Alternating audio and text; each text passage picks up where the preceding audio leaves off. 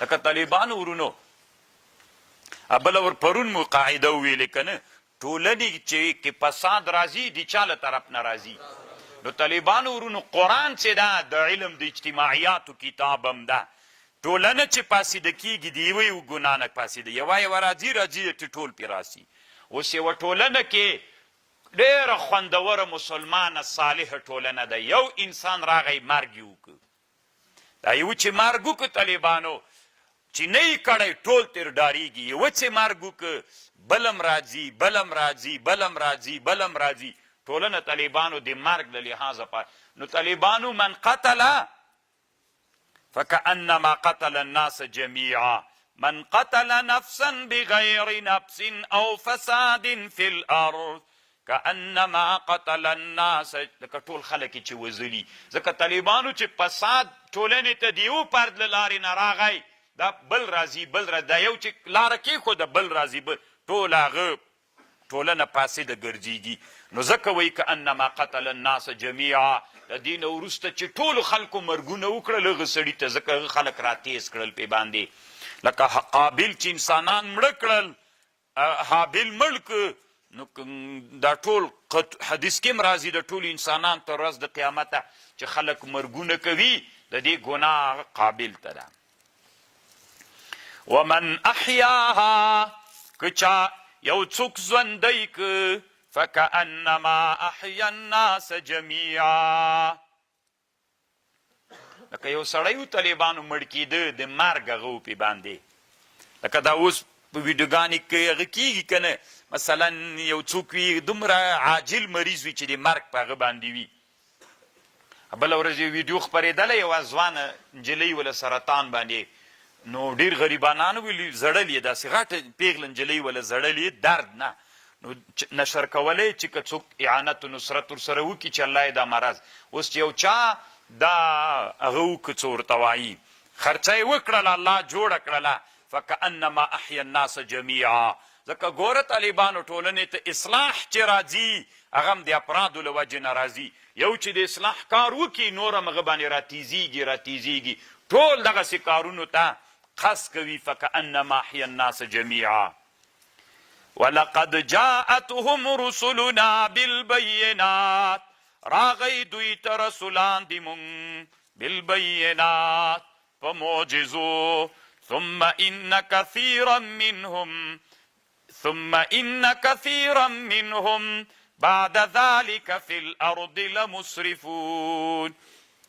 پس لدینا ډیر لدوینا بعد ذلك پس لدغه حکم نه چې الله ورته کړی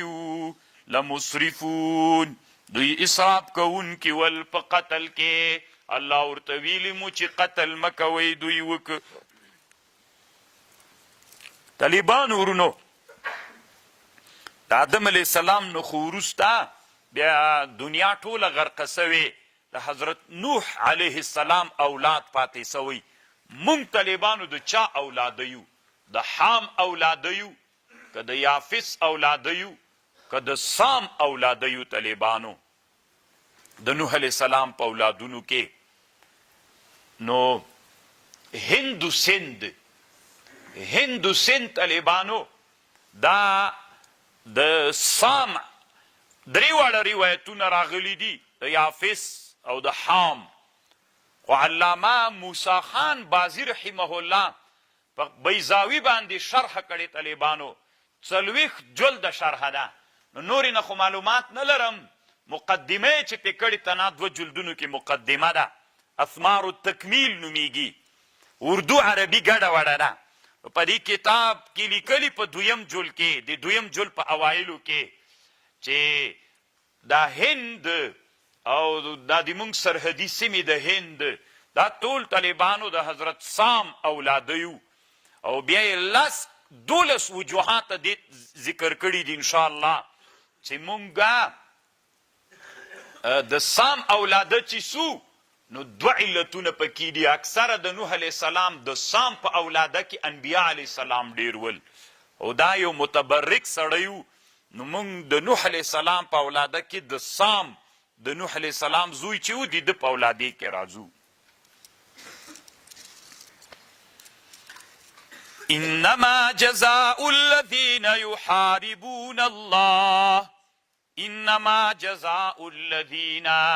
جزا دغه کسانو، یحاربون الله چې دوی محاربه کوي د الله او د رسول سره، ويسعون في الارض فساد، سعی کوي په مځکه کې د فساد. څه جزا یې ده؟ ان یقتلوا، او دی وزل سی، که چیرته دوی د قطع طریقو سړی وزلی و، را زولند کړل سی، یعنی که قطع طریقو لاره نیولې وه سړی وزلی و، نو بیا تاسې ته اختیار ده وزنه یې، او که وزنه یې بیا په دار باندې را زوړندوئ، نو دواړه درته جایز دي. یا یې له اول نه په دار را زوړندوئ، اعدام یې کوي.